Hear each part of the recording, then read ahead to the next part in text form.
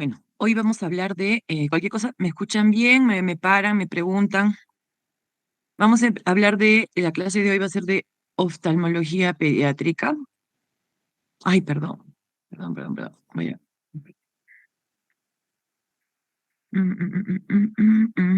Ya más rápido, peor es.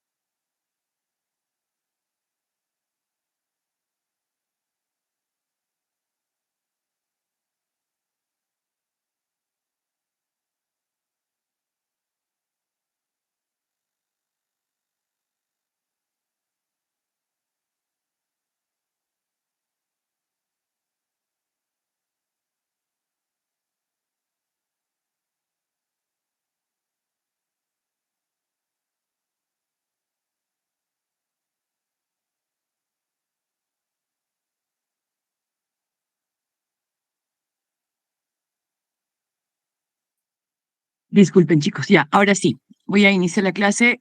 Cualquier cosa, por favor, me paran, como les digo, ¿ya?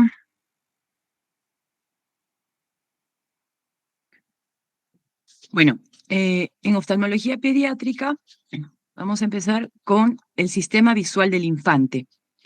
El desarrollo visual del infante comienza en la embriogénesis, pero continúa en los primeros años de vida.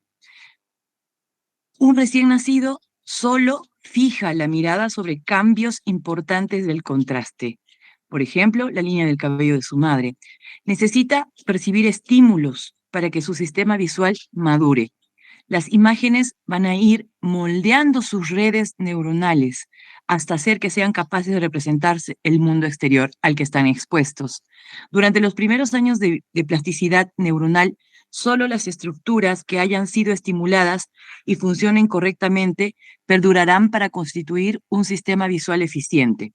Detectar de forma temprana los trastornos visuales es importante por tres motivos. Tratar la ambliopía, que es el ojo vago, para evitar secuelas irreversibles por patologías como cataratas congénitas, glaucoma, que ya lo vimos congénito, o retinoblastoma, que lo vamos a ver en esta clase. Y también para detectar de forma temprana causas irreversibles de ceguera e integrar lo antes posible a los niños deficientes visuales en programas de rehabilitación que fomenten su autonomía y su desarrollo personal. Entonces, esos tres puntos son importantes. Tratar la ambliopía, evitar secuelas irreversibles y detectar de forma temprana causas irreversibles que puedan incluir a los niños para su desarrollo personal.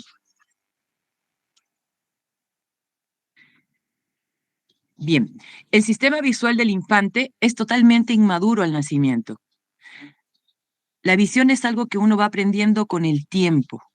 Requiere estímulos adecuados que estimulen la retina. La visión se va desarrollando paulatinamente hasta la primera década de la vida, por lo tanto, cualquier noxa en este periodo va a impedir el adecuado desarrollo de la visión. Entonces, recordemos que la visión es algo que se aprende. ¿Y qué necesitamos para aprender a ver? Necesitamos una buena imagen en la retina. Es el requisito más importante, porque si esa imagen es deficiente, no va a ser retransmitida al cerebro de forma adecuada. El cerebro va a ignorar las imágenes de mala calidad, se queda con la buena imagen que está recibiendo del ojo sano, entonces un ojo va a desarrollarse y el otro no. Esto es importante porque los dos ojos ven simultáneamente y nosotros vamos a lograr una visión 3D.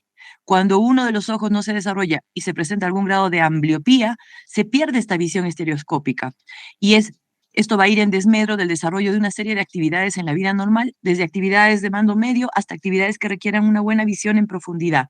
Entonces, en diferentes campos, por ejemplo, si es en la medicina, eso les comentaba a algunos de vuestros compañeros, que en la especialidad de cirugía es donde se requiere una buena visión 3D estereoscópica en profundidad.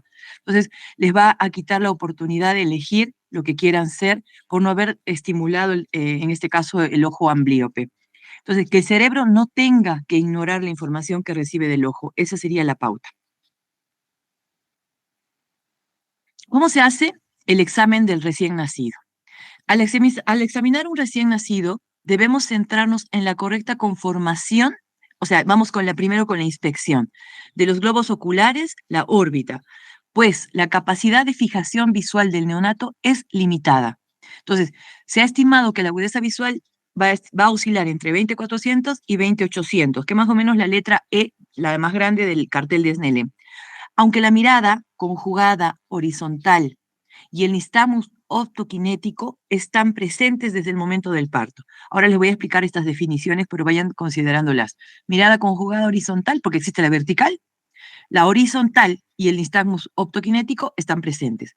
Al nacimiento, la mayoría de los niños están ortotrópicos y exotrópicos. También van a tomar nota de estos dos nuevas terminologías para incluirlas, porque ahorita se las voy a explicar. Pero a las 3 o 4 semanas, o sea, al mes de vida, ya todos tienen alineados, están en ortotrópicos los ejes visuales. La córnea, acuérdense que lo vimos en glaucoma, en el recién nacido, mide entre 9 a 10.5 milímetros de diámetro y crece a su tamaño definitivo ya al año de edad, que sería más o menos 11.5 y 12 milímetros de diámetro. ¿Por qué es importante la córnea, esa medida? Porque en el glaucoma es importante saber esta medida, porque si la vemos más grande, hay que sospechar glaucoma congénito. Recordar también que la córnea, el cristalino, normalmente deben ser transparentes. El color del iris puede cambiar en los primeros 6 meses después del nacimiento.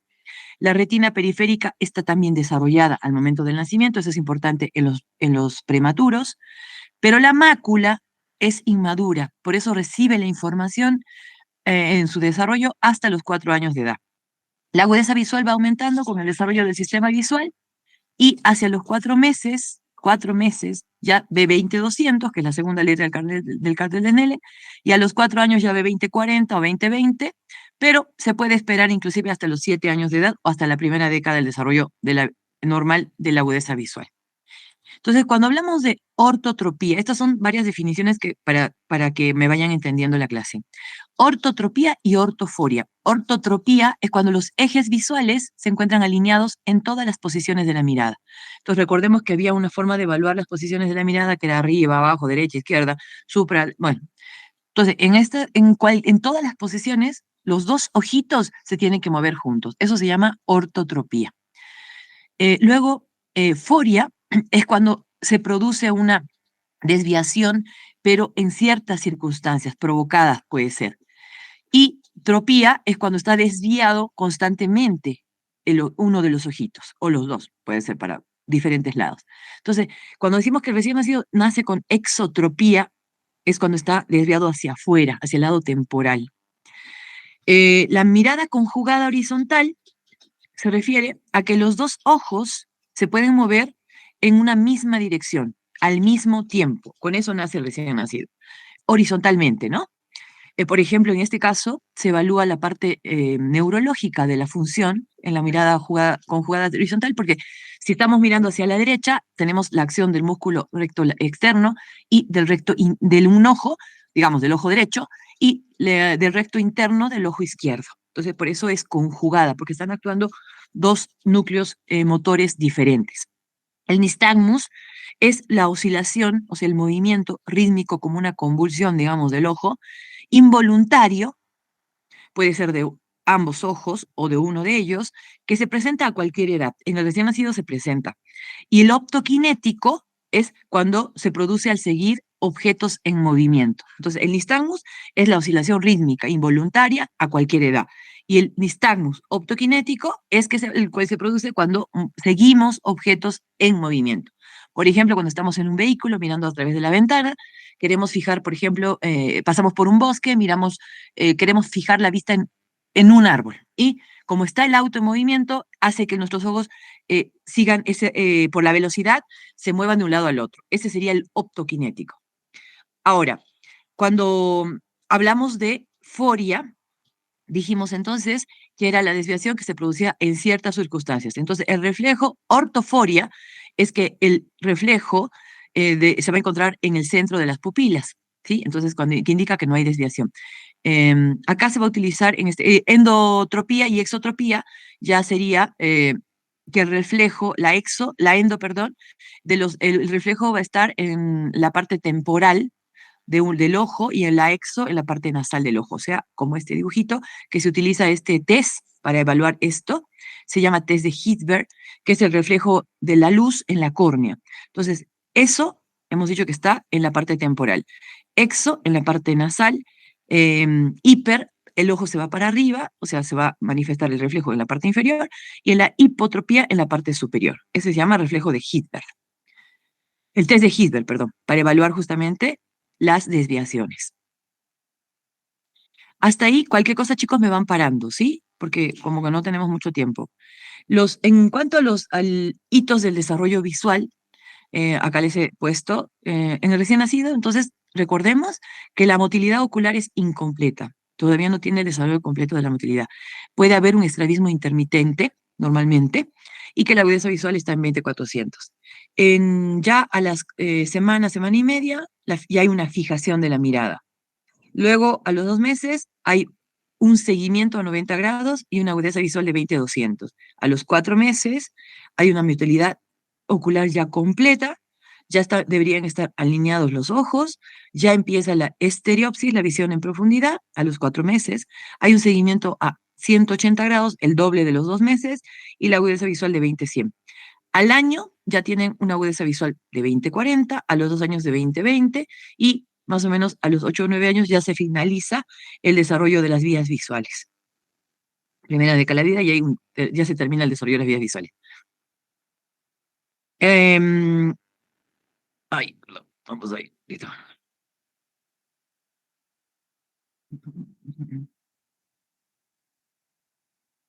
Ay, bien. Entonces, vamos a ver ahora cómo se hace el desarrollo, la evaluación en cada edad. Tenemos en el recién nacido, que recién nacido es hasta los 28 días o al mes, lactantes, ¿no? Y ya en los niños. Obviamente que en base al desarrollo, al desarrollo que tengan en cuanto a su madurez, sería neurológica. Entonces, en todos hay que hacer la anamnesis. En los recién nacidos es importante preguntar si es que son prematuros, si han nacido prematuros, si han recibido oxígeno y su peso al nacer, porque eso nos va a orientar que puedan tener retinopatía. Entonces, se le va a hacer la evaluación de la inspección de los ojos, hemos dicho, porque el niño todavía no tiene desarrollada la visión. Entonces, se va a evaluar a grandes rasgos asimetrías en el tamaño del globo, en la córnea. Luego vamos a evaluar también el reflejo pupilar, eso sí se lo puede evaluar. Siempre el reflejo pupilar, que es otro test de Brunner, ya lo vamos a ver ahorita, tiene que ser rojo, y cualquier alteración de ese color nos llamaría la atención y hay que descartar enfermedades importantes en el pronóstico del desarrollo de la visión. Y también reflejos del funcionalismo visual, que sería el reflejo fotomotor y el cierre palpebral a la luz. Acuérdense que el fotomotor era la contracción, la miosis de la pupila con la luz directa.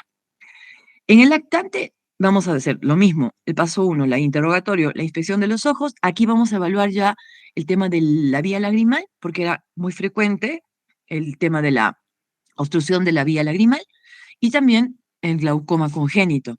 Vamos a evaluar también el reflejo rojo. Vamos a hacer exploración del seguimiento ya, porque ya tiene que empezar el paciente a hacer seguimiento con la mirada. También se va a evaluar los reflejos de funcionalismo. Se va a evaluar en esta edad ya la motilidad ocular. Vamos a evaluar si tiene nistagmus, si hay algún estrabismo evidente.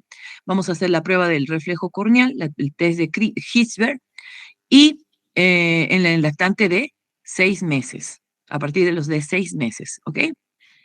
En el cover test también vamos a evaluar la presencia de estrabismos o forias. Entonces vamos a evaluar en el lactante reflejo pupilar, seguimiento de la mirada, funcionalidad visual con el reflejo fotomotor, motilidad ocular, y a partir de los 6 meses la prueba de Hirschberg y los cover and cover, que son básicamente para descartar ya desviaciones. Y en los niños vamos a evaluar, aparte de la anamnesis, siempre vamos a prestar ya atención porque ahí a esa edad ya los padres van a tener un conocimiento más concreto de si encuentran alguna deficiencia o dificultad o observan alguna dificultad en sus hijos. Vamos a hacer lo mismo, la inspección de los ojos, el cover, ya lo vamos a ver de qué se tratan estos test, la prueba de Hilbert y vamos a utilizar los optotipos porque ya a partir de esa edad podemos hacer ya una evaluación cuantitativa de la agudeza visual. Les voy a dar algunos tips para que recuerden que el examen en los bebés, en los lactantes, empieza y termina cuando el niño quiere, porque la colaboración de ellos es difícil. Acuérdense que son pacientes impredecibles, que no van a comunicarnos lo que les pasa, no van a colaborar. Entonces, el tiempo, ni bien ingresa el paciente, la observación del niño es muy importante. La anamnesis la podemos dejar al final. Luego, siempre nos hacemos estas preguntas en los problemas oculares pediátricos, si el problema es congénito, si es adquirido, si es un problema visual del desarrollo ya neurológico, y podemos primero realizar los exámenes de no contacto, que van a ser estos, el cover test, el test de fijación, el reflejo rojo. Muchas veces los niños, acuérdense, se asustan, más si nos ven vestidos de blanco, con bata blanca, y no van a permitir el desarrollo de una evaluación. O sea, no pretendamos que a un bebé, a un niño, lo terminemos de evaluar en una sola consulta. De hecho, vamos a tomarnos el tiempo para ganarnos su confianza, pero a veces tenemos que terminar la consulta, la evaluación en varias consultas. ¿Bien? Esos tips les quería dar para que recuerden, los niños no son pacientes que puedan colaborar. Entonces, ¿qué necesitamos para hacer la evaluación en un niño? Como les había comentado en clase de semiología, el instrumental básico es una linterna, y algunos podemos adquirir algunos carteles, sobre todo el de la letra E de Snellen y el oftalmoscopio directo. Entonces, en cuanto al interrogatorio, para que lo vayan teniendo en cuenta, como les decía, hay que considerar lo que los padres cuenten. ¿Ya? Algunas preguntas que podemos hacerle es, por ejemplo, si les parece que su hijo ve bien, si ven que los ojitos de su hijo tienen alguna apariencia inusual, si sienten se quejan de alguna molestia ocular, si hay antecedentes de prematurez, de síndrome de Down y familiares, por ejemplo, como alguna enfermedad genética como el retinoblastoma. O sea, tomar apunte o dirigir el interrogatorio también en cuanto a la historia familiar de los pacientes. Entonces, acá les puse como antecedentes para que recuerden estas imágenes, ¿sí? Antecedentes genéticos, acá nos importa el retinoblastoma. Si la embarazada ha estado en contacto con gatos y si no están vacunados, hay que recordar la toxoplasmosis congénita. Acá el recién nacido prematuro. Si el niño ya ha estado usando anteojos, miren, el ojito desviado y cómo se corrige con el anteojo. Si ha estado haciendo parches, si ha recibido alguna cirugía. Entonces, eso tenemos que dirigir el interrogatorio un poco para que tomemos nota de qué evaluar en el bebé. Entonces, en el examen físico, ya hemos dicho, vamos a hacer una inspección ocular externa, vamos a evaluar la cola linterna, la actitud, el contacto visual, la presencia de diferencias en tamaño, en forma de los globos oculares, si hay tosis, si hay enoftalmo, que ya lo hemos dicho que el ojito se hundía para adentro, si vemos que lagrimea. Luego vamos a hacer el reflejo rojo, que es el test de Brugner. Vamos a evaluar, en este caso, sobre todo para descartar cataratas congénitas, retinoblastoma. Ya les voy a mostrar cómo se hace. También esto lo vamos a hacer en un ambiente oscuro, el test de Brugner. Eh, Acá podemos utilizar una linterna o el oftalmoscopio en cero, y el niño sentado en la falda de sus papás. Siempre es importante eso, el contacto de los papás con los niños para que se dejen evaluar. Y nosotros a 50 centímetros vamos a hacer el reflejo en ambos ojitos y va a salir este reflejo como anaranjado, como rojo, pero debe ser simétrico, no puede haber diferencias de color porque si no hay alguna alteración, ¿sí?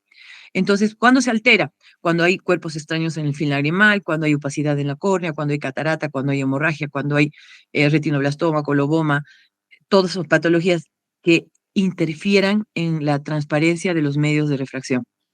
Entonces, sabemos ya que cualquier diferencia en la intensidad o ausencia deben ser referidos inmediatamente, es una urgencia para que sea evaluado por un oftalmólogo.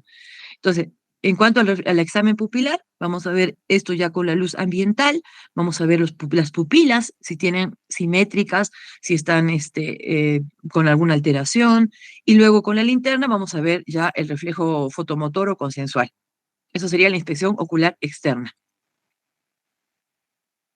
En cuanto al examen físico, entonces decimos motilidad ocular, hay que hacerlo todos los movimientos, acordarse de que la motilidad normal se alcanza al mes de vida. Perdón, a los 4 meses de vida, la motilidad completa. Para evaluar, se sugiere mostrar al niño objetos llamativos, puede ser, por ejemplo, un lapicero que tenga alguna, no sé, hay lapiceros que vienen con imágenes, con formitas encima, que le llamen la atención. Y lo vamos a mover en las diferentes posiciones de la mirada, y ahí vamos a tratar de observar si hay alguna parecia, descartar algún, no sé, alguna anomalía en el movimiento, ¿ya?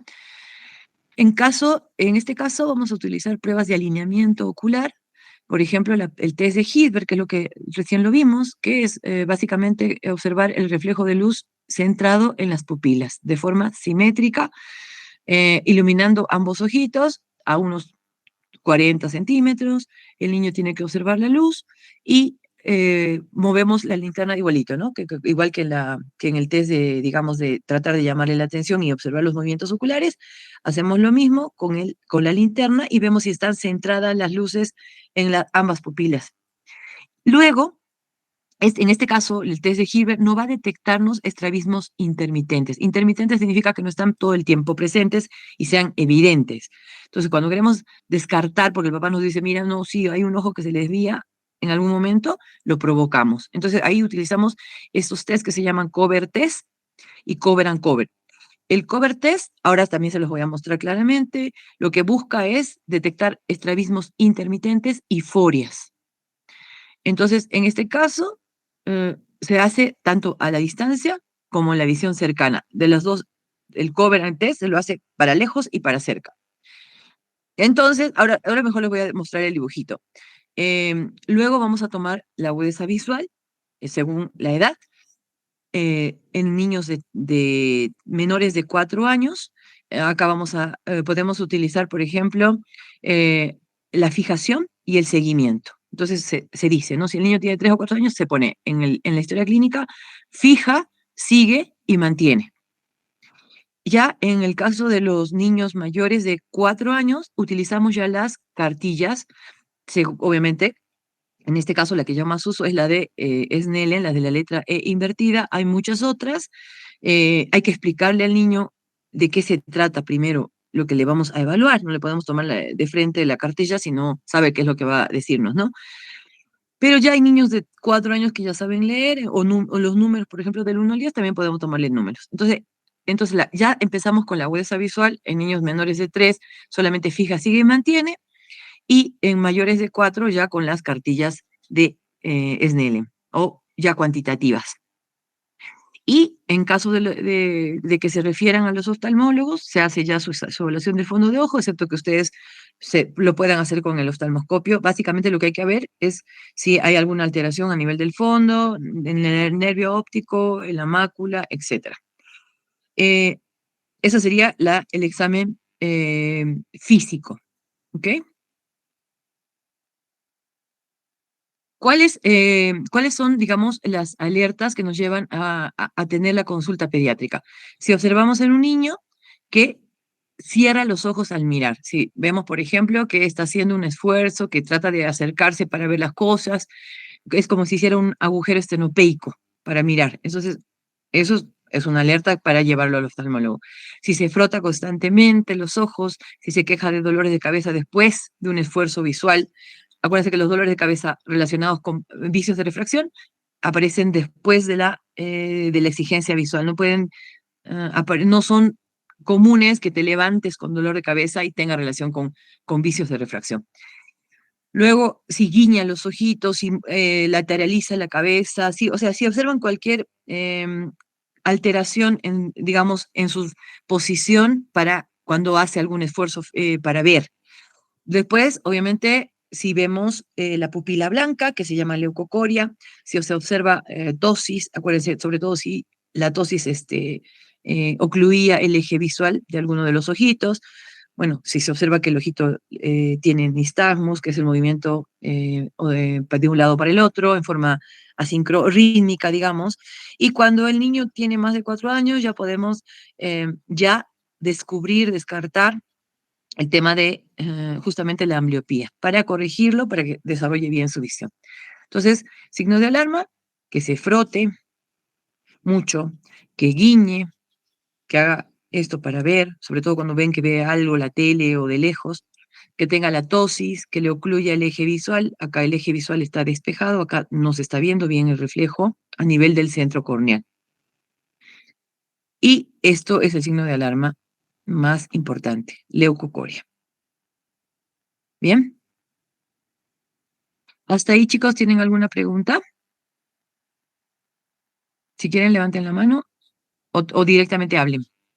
¿Todo bien? Ya, seguimos entonces. Entonces, vamos a entrar ahora en técnicas de valoración. Ah, no, esto ya lo hemos hecho. Ah, no, esta es la parte del Brunner. Sí, ya. Entonces, técnicas de valoración oftalmológica. Entonces, vamos a volver esto sí lo tienen que aprender porque son técnicas diferentes a la evaluación de los adultos, que es más importante en los niños utilizarlas, ¿no? Entonces, hemos dicho, el reflejo rojo, que es la prueba de Brugner, no me importa que se acuerden del nombre propio. Entonces, acá, el reflejo rojo, le hemos dicho que lo hacemos en una cámara oscura, acá vemos si está normal o acá está normal, vemos que la intensidad es la intensidad del color y es simétrico, ¿no es cierto? En ambos ojos. Acá, en este lado, vemos que en el ojito izquierdo de este bebé no tiene reflejo rojo, vemos algo blanco, se llama leucocoria, pero tampoco vemos un reflejo rojo importante en este ojo. Entonces, puede ser que ambos ojos tengan catarata y que en este sea más opaca, o puede ser que acá tenga una, no sé, miopía alta y también nos salga el reflejo rojo normalmente. Y acá también vemos un reflejo rojo intenso y acá vemos una leucocoria. Entonces, en líneas generales, los reflejos rojos deben ser de la misma intensidad, del mismo color y simétricos de ambos ojitos. Ese es el reflejo rojo. Luego hemos dicho la prueba de Hirschberg, que es el reflejo corneal, que este nos sirve para descartar estrabismos. No, estrabismos, pero no intermitentes. Y básicamente estrabismos que se noten. Acuérdense, esotropía, que es el ojito para adentro, hipertropia para arriba, exo para afuera. Eso y endo es lo mismo. Exo para afuera, hiper para arriba y hipo para abajo. Es cómo se dirige el ojito con el test de Hilbert. Luego tenemos el cover test, el cover and cover y los diferentes optotipos que se utilizan según las edades para cuantificar ya la agudeza visual. Entonces tenemos el cover test, que es la prueba de ojo de cubierto y descubierto. Y el cover and cover, que es cuando rompemos ya la fusión de la visión. Ahora se los voy a mostrar. El cover test. Entonces, acá. ¿Cómo se hace el cover test? Primero, observamos al paciente mirando a lo lejos.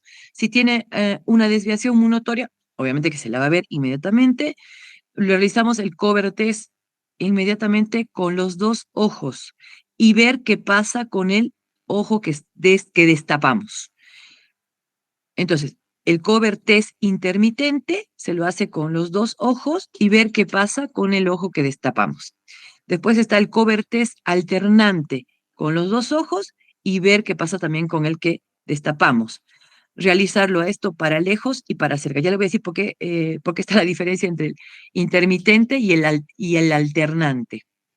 Es importante eso. Entonces, hay tres tipos acuérdense que el cover 3 se basa en el reflejo de fijación.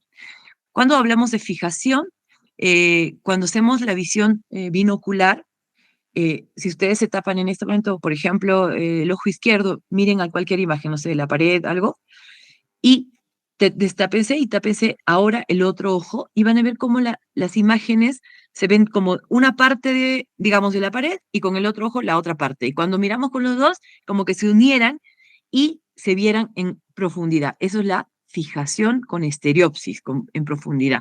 Entonces, cuando nosotros tapamos un ojo, rompemos esa fijación de ese ojito. Entonces, al romper la fijación y lo destapamos, ese ojito que hemos destapado, que hemos roto la fijación, se puede desviar. Ahí se manifiestan las desviaciones, que puede ser forias, o sea, en ese momento, o tropías que no vuelven inmediatamente a refijarse. Entonces, para eso sirven estos test de cover test, de cover and cover, para romper esto. Entonces, el cover test intermitente, permite la visión binocular y el alternante no permite la visión binocular. ¿Ok? ¿Se entiende o no se entiende? ¿Alguien quiere preguntarme de este test? Medio difícil entenderlo al principio si no tenemos cómo mostrárselos, pero si no lo podemos hacer cuando nos veamos físicamente, porque es fácil, para que lo entiendan mejor. Entonces, en el intermitente, que permite la visión binocular, en este caso, dice acá, ¿no? El examinador debe colocar el oclusor delante de uno de los ojos y observar qué es lo que ocurre con el ojo cuando lo retira. Acá vamos a descubrir si el ojito se ha ido para arriba, se ha ido o sea, alguna desviación. Si por el contrario, el movimiento de refijación se produce en el ojo que tapamos, se trata de forias en vez de tropías. ¿Ok? Y en el alternante, o sea, en el cover test que no permite la visión binocular, el oclusor se va alternando de un ojo al otro sin permitir la fusión de ninguno de los dos ojos. En este caso, se puede manifestar más claramente, rompiendo la fusión, las desviaciones, las forias o las tropías, y podemos medir en este caso la magnitud de estas desviaciones. Entonces, en el cover test intermitente permite la visión binocular. En el cover test alternante no permite la visión binocular porque está rompiendo constantemente, tapando un ojo, tapando el otro, tapando un ojo, tapando el otro, la fusión. Y aparecen más claramente, en este caso, las forias que las tropías. En el intermitente se ven más las tropías. Ay, medio que un lío. Ya, y después están los optotipos que se utilizan para diferentes edades. Entonces, tenemos el test de la mirada preferencial, que lo vimos también en semiología, que eran como estas paletitas que tenían diferente grosor y que se las movían para poder ver si al niño le llamaba la atención. Cuando los niños tienen menos de 2 años, se utilizan estos test. Obviamente que esto no es de fácil acceso para ustedes.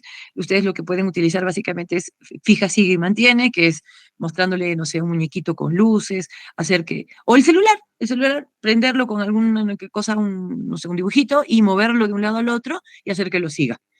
Luego, en los niños ya más grandes, hemos dicho, se utilizan las cartillas de Snellen cuantitativamente, que son estas las que yo más utilizo, que es más fácil para los niños que son todavía, que no saben leer, y esta ya cuando saben leer, que son las de las E invertidas. Bien, entonces estas son las técnicas de valoración oftalmológica, y vamos a entrar ya a la patología. En cuanto a las malformaciones que vamos a encontrar, muchas ya las hemos visto en semiología, pero vamos a recordar las que son importantes, al menos para la terminología, que son el anoftalmos, que es cuando el globo ocular no llegó a formarse, nació sin globo ocular, anoftalmos. Y luego tenemos el nano o microoftalmos, que cuando el ojo es pequeño y está mal formado, acá del lado derecho tiene el ojito normal, acá está pequeñito, se observa, por eso decíamos, la inspección del globo ocular, de la órbita. Cuando un ojito es más pequeño o no tiene función, la órbita se va achicando también.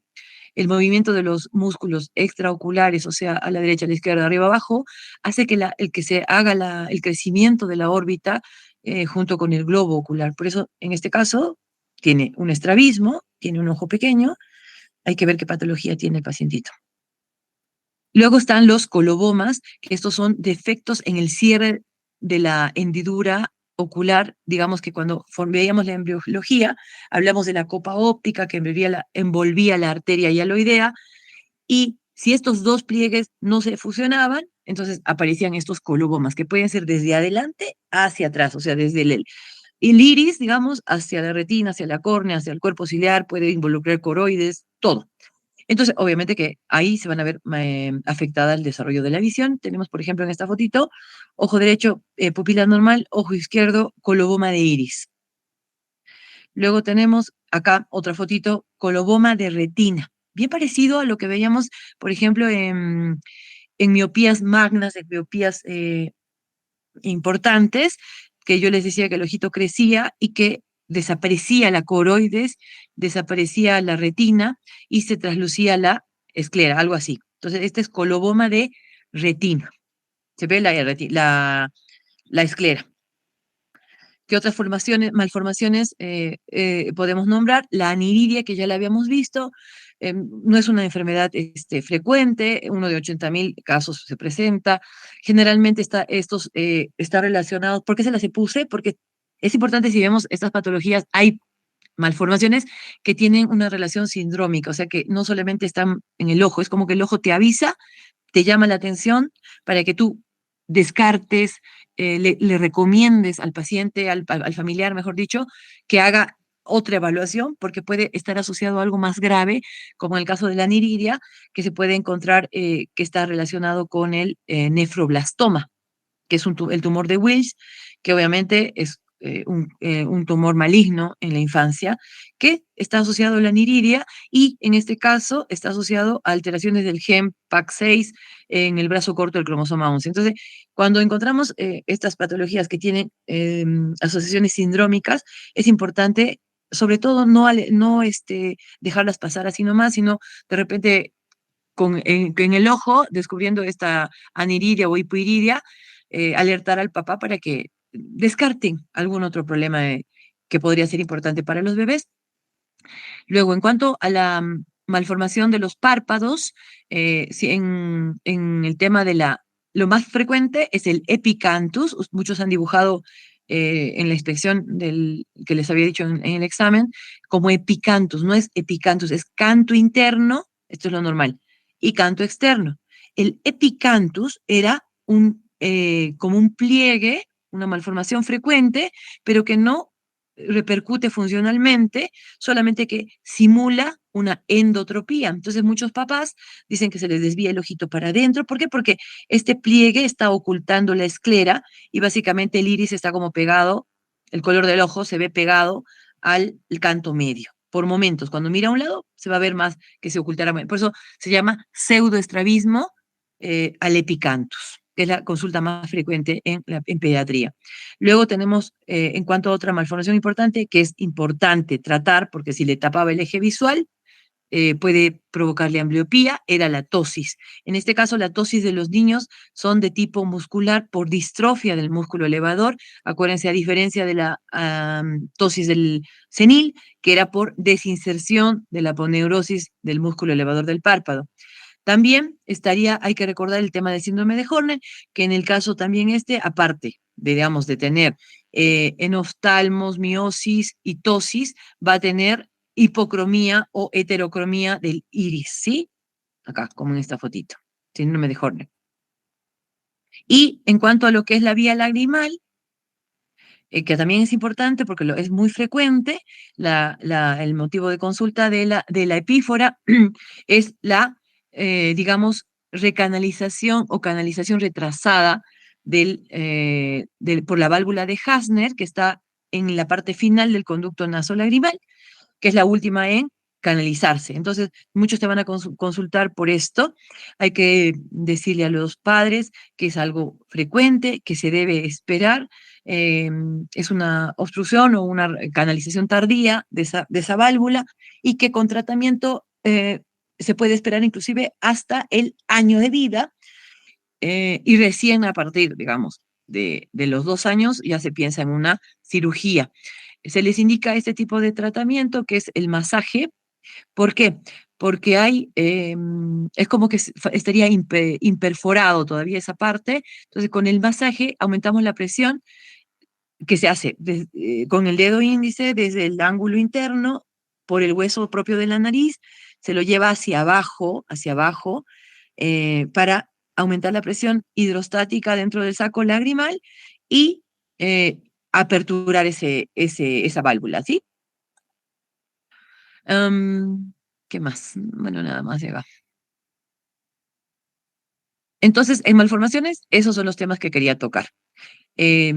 Chicos, ¿cómo van? ¿Todos bien? ¿Alguien me quiere preguntar algo? Bueno, sigo, ¿ah? Ahora toca el leucocore, que es bastante pesado. Esperemos. ¿Ustedes tienen clase? Pues yo tengo consulta a las 8. No sé si vamos a terminar, no sé si los estoy dando muy rápido tampoco. ¿Alguien me puede decir si está entendiendo, captando? A ver, Jacqueline, ¿cómo vas? O Ronnie,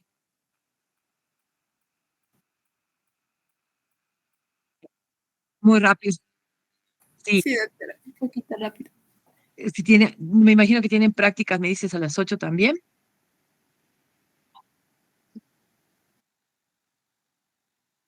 Por eso, ¿les parece bien? Entonces, porque el tema de leucocoria, la verdad que quiero que lo entiendan bien. Leucocoria es un montón, ¿ya?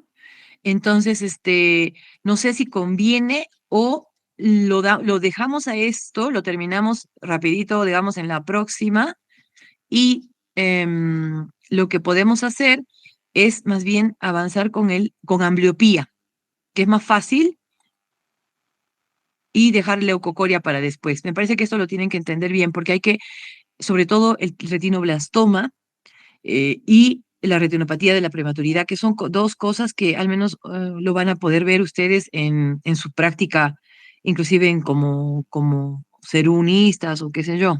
Entonces, lo que podemos ver, creo yo, es para terminar con que es básicamente la ambliopía, ¿ya? Entonces, defectos de refracción y ambliopía, a ver, en el caso de la ambliopía, es muy importante es el descarte de esto por el tema del, ya hemos dicho, del desarrollo visual, que puede comprometer la visión en 3D del pacientito. Entonces, hay que recordar esto. Los defectos de refracción, acuérdense, los vicios de refracción y la ambliopía son las causas más frecuentes de déficit visual en la infancia. El niño, en promedio, nace hipermétrope, nace con ojos pequeños. Puede miopizarse en los años siguientes. A los 5 años ya podemos saber el estado refractivo y predecir cómo va a quedar el resto de su vida ese niño. Por ejemplo, si un niño a los 5 años tiene una medida de 0.5 dioptrías, va a tender a ser miope, si ya es miope, o perdón, va a tender a ser miope, o si ya tiene miopía, va a tender a incrementarse. O sea, si nosotros le medimos a un niño de 5 añitos, 0.5 más, 0, es masa, o sea, es una hipermetropía. 0.5 dioptrías, vamos a sospechar que este niño se va a volver miope. Hay que empezar a prevenir. Si ya tiene miopía, o sea, tiene un menos 0.50, se va a incrementar. Ahora, si un niño es hipermétrope de más 1.5, va a tender a ser hipermétrope el resto de su vida. Y si un niño tiene entre 0.5 y 1.25, es probable que se quede hemétrope, o sea que no desarrolle nada. Entonces, con estas medidas podemos predecir en líneas generales cómo va a quedar el estado refractivo de un niño, ¿ok? Para prevención. Entonces, ¿qué es la ambliopía? La ambliopía es la disminución de la agudeza visual sin causa orgánica identificable. O sea, se ve la córnea normal, el cristalino normal, la retina normal. Se va a asociar a factores de riesgo ambliogénicos. Entonces, ¿cuáles son los factores de riesgo ambliogénicos que interfieran en la visión binocular? El estrabismo, la anisometropía, o sea, ¿qué es anisometropía? Es las diferentes formas de ojo. O sea, un ojo miope, el otro hipermétrope. Un ojo hemétrope y el otro hipermétrope. Entonces, esa se llama anisometropías.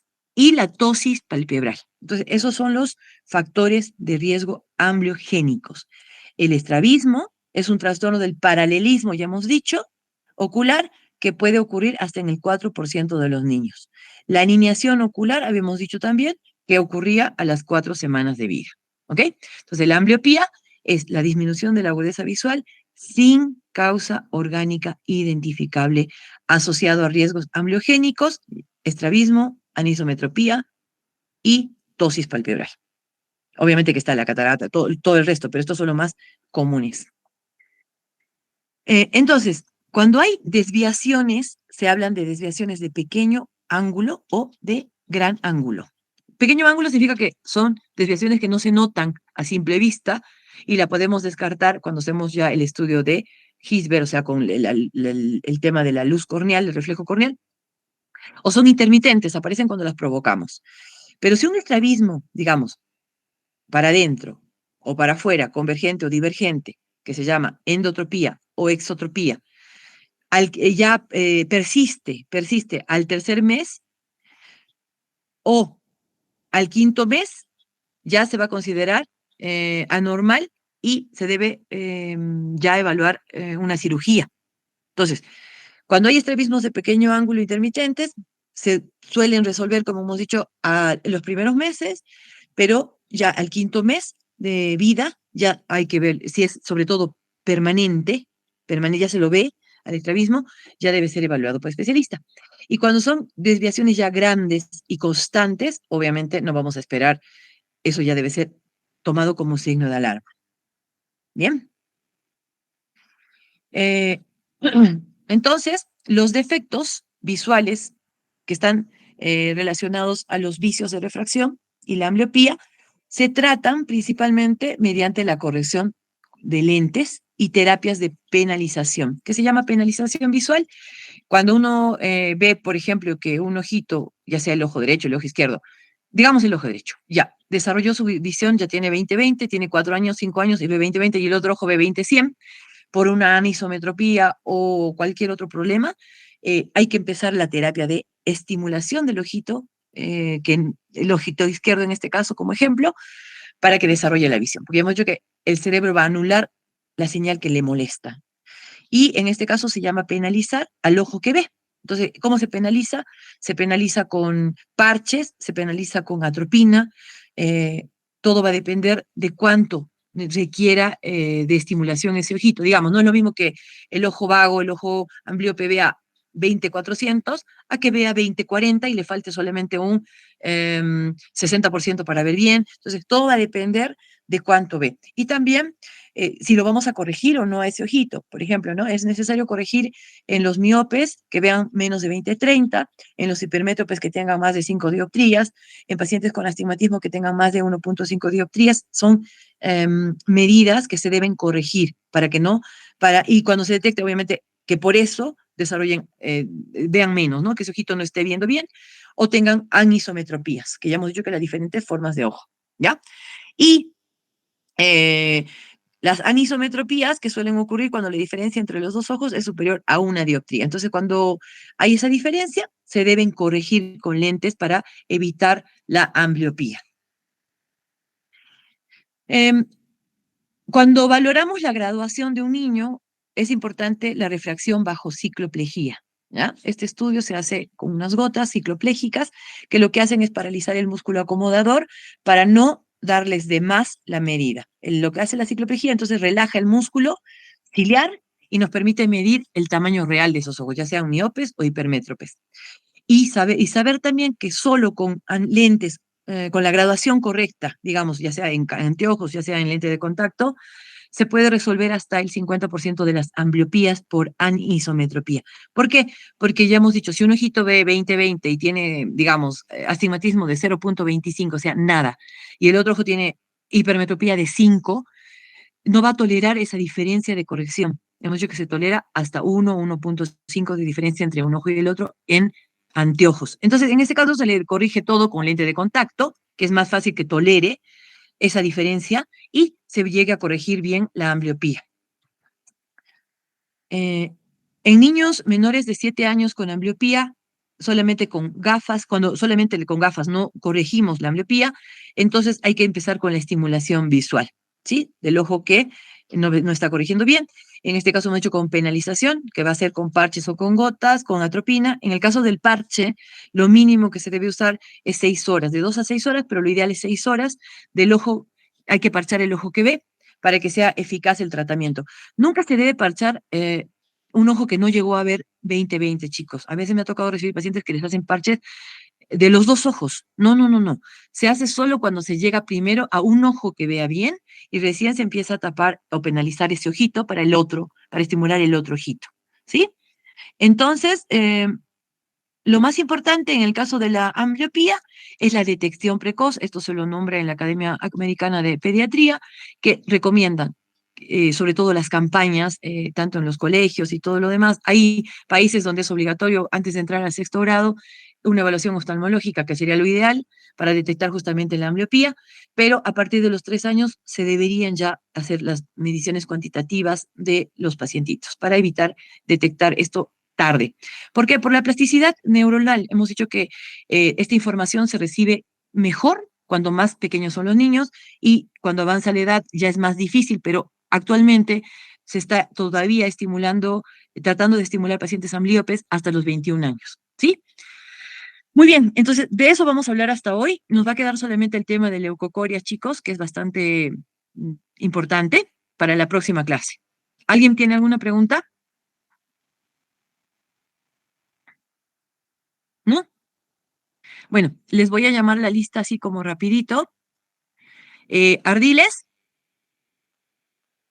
Jonathan Ardiles, Arque Katy, Presente, doctora, buenos días. Friné, Calderón Friné, Joaquín Centeno, Joaquín, Arlet, Collado, Julio Condori, Presente, doctora, buenos días. buenos días, Yael Cortés, Presente, doctora, Yael, buenos Bianca, días. creo que he dicho presente, Sí, doctora. ya, Mario Flores, Daniel Galdós, Daniel Galdós,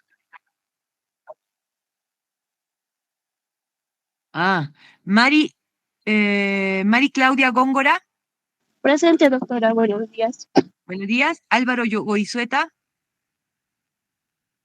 Álvaro Goizueta, Flor Milagros Grajeda, Presente, doctora, buenos días. buenos días, Anderson Granilla, Anderson Granilla, Aristides Herrera, Aristides, Karen, Hualpa, Presente, doctora, buen día. buen día, José Manuel Hualpa, José Manuel Hualpa, Milusca Guamán, Granilla, Minusca Andrea, Luis Enrique Guamaní, Luis Enrique, Ronnie, acá está Ronnie, Suyetka, Laura Suyetka, casi nadie está, Lucero, Presente, doctora, buen día. buen día, Carla, Jurado Carla, Presente, doctora, buenos días. hola hija, Alexander Leiva, Presente, doctora, buenos días. buenos días, Mario Mendoza, Mario, Presente, doctora, buenos días. buenos días, Lisbeth Mondragón, Lisbeth, Melanie Olivera, Melanie, ¿sí? Dulia, Dulia, Dulia Pacheco, Richard Pacori, Richard, Pari presente. perfecto, Nilo, Nilo Paucar, Presente, doctora, buenos días. Sí, doctorita. Shirley, buen día, Shirley Paucar, Presente, doctora, buenos días. buenos días, Miguel Future, Presente, doctora. Miguel, Presente, buen día, doctora. Pablo Pineda, Pablo, Presente, presente, Pablo. dijo presente, Pablo, bien, Anet, Anet Pinelo, Presente, Anet, doctorita, buenos días. buenos días, Micheli Piñe, Micheli Fiorella, Harold Pizarro, Presente, doctora, buenos buenos días. días, Iván Puma, bien, Marco Antonio, Presente, doctora. Buenos días.